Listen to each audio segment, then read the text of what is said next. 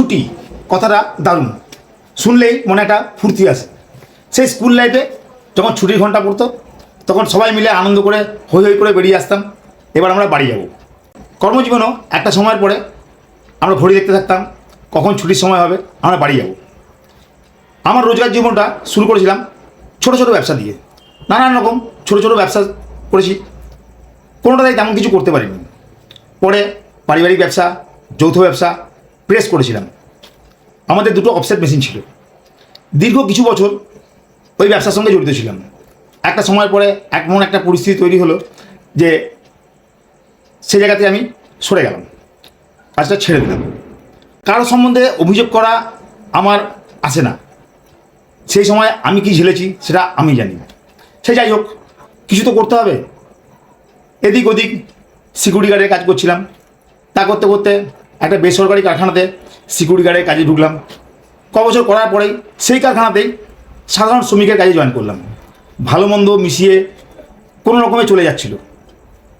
বেশ কিছু বছর কাজ করলাম। বছর দিনেক হলো আমার স্ত্রী ভীষণ রকম অসুস্থ। সুগার থেকে তার অনেক কিছুই ড্যামেজ হয়ে গেছে।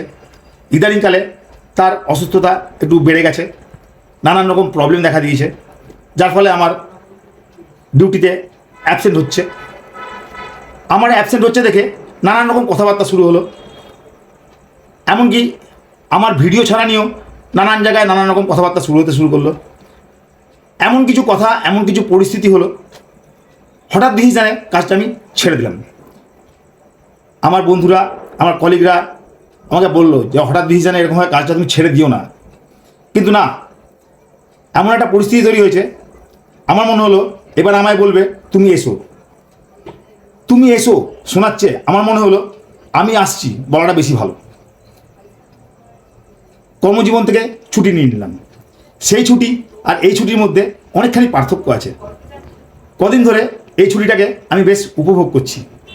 আপনারা ভাববেন আমার প্রচুর টাকা আছে, আমি বসে বসে খেতে পারবো, কিন্তু না, আমার স্ত্রীর চিকিৎসা করাতে গিয়ে আমার বেশ কিছু দেনা হয়ে গেছে।